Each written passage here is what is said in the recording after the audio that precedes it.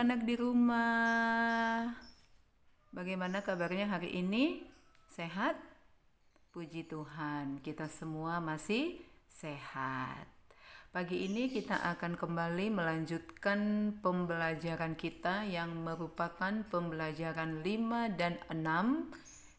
Tujuan pembelajarannya ada dua. Yang pertama adalah memahami sistem pernapasan manusia, dan yang kedua memahami terjadinya pencemaran udara dan cara mengurangi dampaknya akibatnya bagi kehidupan manusia.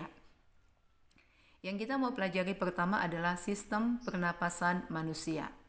Apa sih fungsi organ pernapasan? Apa fungsi organ pernapasan? Yang pertama adalah pertukaran udara dan gas. Yang kedua, organ pernapasan berfungsi untuk menyaring, melembabkan, dan menghangatkan udara yang masuk ke dalam tubuh.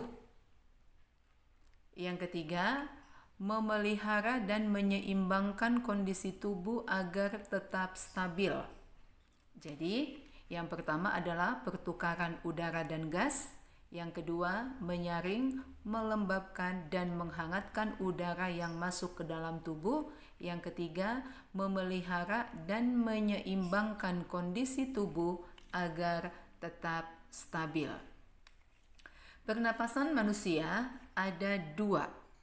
Yang pertama adalah pernapasan dada. Pernapasan dada, yaitu pernapasan yang melibatkan otot antar tulang rusuk. Pernapasan dada melibatkan otot antar tulang rusuk. Perhatikan gambarnya. Nah, ya, lihat. Di sini ada tulang dada, ini rongga dada mengembang. Tadi rongga dada mengembang pada saat apa? Kita menghirup udara. Ini tulang dada, ini tulang rusuk. Jadi pernapasan dada itu melibatkan apa tadi?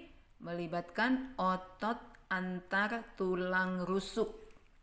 Nih, otot antar tulang rusuk mengembang. Yang kedua, pernapasan perut, yaitu pernapasan yang melibatkan otot diafragma. Jadi nanti kalau Mem Ita tanya, apa perbedaan pernapasan dada dan pernapasan perut? Pernapasan dada melibatkan otot antar tulang rusuk, sedangkan pernapasan perut melibatkan otot diafragma. Perhatikan gambarnya. Nah, ini dia. Di pembelajaran kemarin Mem Ita sudah menunjukkan inilah diafragma kita. Diafragma. Ya. Perhatikan, ini diafragmanya mendatar. Ini diafragmanya melengkung. Kapan datar? Saat udara masuk. Kapan melengkung? Saat udara keluar. Ini. Ya. Kita lanjut. Nah, saat kita bernapas, tidak ada masalah kalau udara yang kita hirup bersih. Yang menjadi persoalan adalah saat udara itu tercemar. Itu yang membuat kita pasti mengalami masalah dalam pernapasan. Kita akan mempelajari apa yang dimaksud dengan pencemaran udara. Perhatikan gambar yang ada di layar anak-anak. Ya, ini perhatikan. Asap pabrik, ya. Ini kemudian asap kendaraan bermotor, sehingga mengakibatkan seperti ini. Lihat perbedaannya. Di sini tumbuhannya hijau, di sini gersang. Di sini nampak pelangi, di sini nampaknya asap seperti kabut. Di sini hijau, di sini kering. Ini adalah dua gambar yang sangat bertolak belakang. Inilah yang disebut dengan pencemaran. Apa akibatnya kalau terjadi seperti ini? Udara yang kita hirup tercemar. Apa akibatnya kalau seperti ini? Udara yang kita hirup tercemar. Pertanyaannya, apa yang dimaksud dengan pencemaran udara? Pencemaran udara adalah kehadiran satu atau lebih substansi fisik, kimia, atau biologi di lapisan bumi atau atmosfer dalam jumlah yang dapat membahayakan kesehatan manusia dan makhluk lainnya. Kehadiran satu atau lebih substansi fisik, kimia, atau biologi di lapisan udara bumi atau atmosfer dalam jumlah yang dapat membahayakan kesehatan manusia dan makhluk lain. Jadi di udara ini ada substansi fisik, kimia, atau biologi yang hadir, yang jumlahnya membahayakan kita. Misalkan asap tadi, ya kan? Dia hadir di lapisan udara, jumlahnya membahayakan sehingga kesehatan kita terganggu. Itu yang dimaksud dengan pencemaran udara. Akibatnya apa? Ini, kita kan kesulitan bernapas. Mungkin batuk-batuk, ya kan? Diawali dengan batuk-batuk, kemudian akan kesulitan bernapas. Nah, apakah muncul satu pertanyaan? Apakah pencemaran udara terjadi begitu saja? Tiba-tiba terjadi pencemaran udara. Apakah terjadi begitu saja? Tidak. Pencemaran udara tidak terjadi begitu saja, tetapi ada penyebabnya. Apa saja yang menyebabkan pencemaran udara? Mari kita lihat satu persatu. Yang pertama adalah penyebabnya secara alami. Alami itu terjadi dengan sendirinya. Misalkan pembusukan sampah organik. Ya, sampah organik yang bisa didaur ulang. Yang kedua, ada asap gas abu vulkanik yang dikeluarkan gunung berapi saat meletus. Itu tidak bisa kita halangi. Ketika gunung berapi meletus, asap gas abu vulkanik itu akan dikeluarkan dari dalam perut bumi. Itu termasuk pencemaran udara secara alamiah.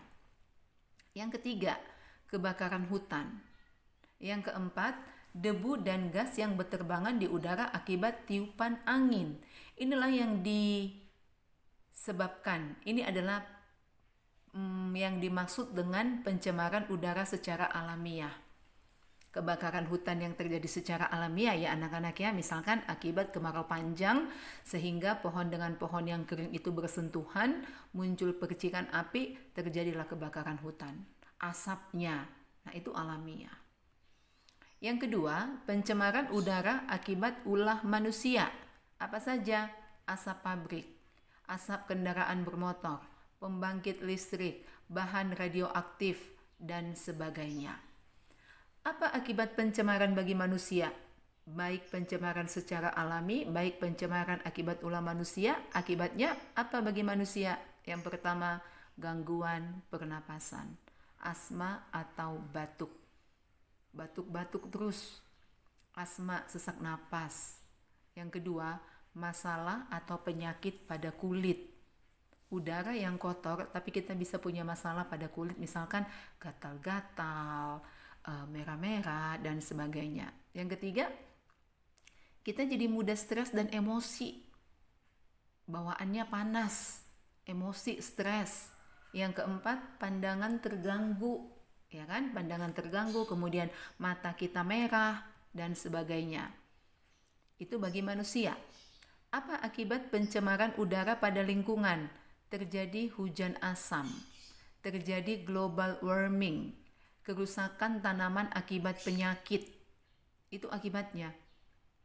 Ya, pemanasan global, hujan asam, tanaman rusak akibat penyakit sehingga bisa jadi panen pun gagal, perkebunan gagal, akibatnya manusia bisa kekurangan pangan.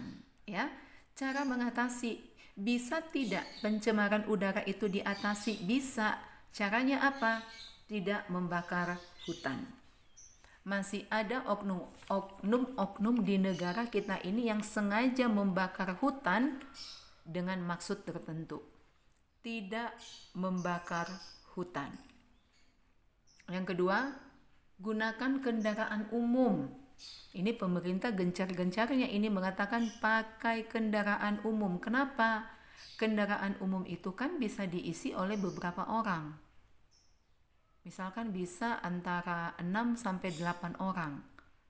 Kalau misalkan 6 atau 8 orang itu naik motor pribadi atau naik mobil pribadi, anak-anak kebayang tidak asap kendaraan bermotor yang dikeluarkan oleh 8 motor atau 8 mobil dibandingkan dengan kalau 8 orang ini naik kendaraan umum. Pasti jauh lebih mengurangi pencemaran. Yang ketiga, melakukan penghijauan. Ya.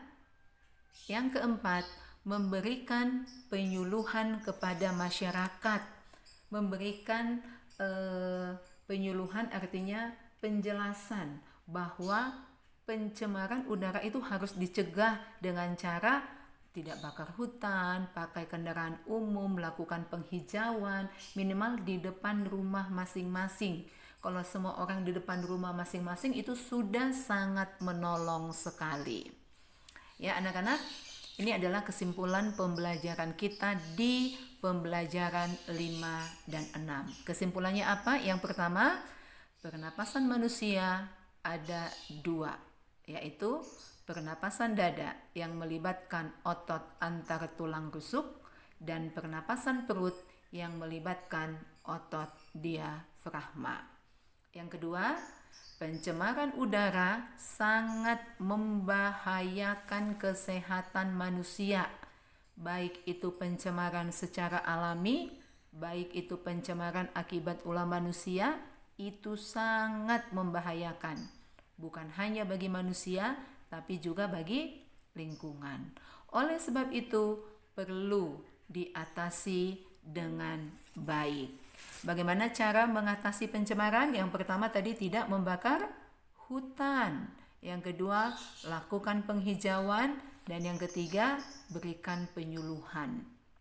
Supaya lingkungan di mana kita tinggal, udara yang kita hirup itu tidak membahayakan kesehatan kita, sehingga kita dapat hidup dengan nyaman, dapat beraktivitas dengan tenang, dapat bermain dan bersekolah dengan tenang, karena kita tinggal di lingkungan yang udaranya bersih, tidak tercemar, sehingga kita akan memiliki tubuh yang sehat.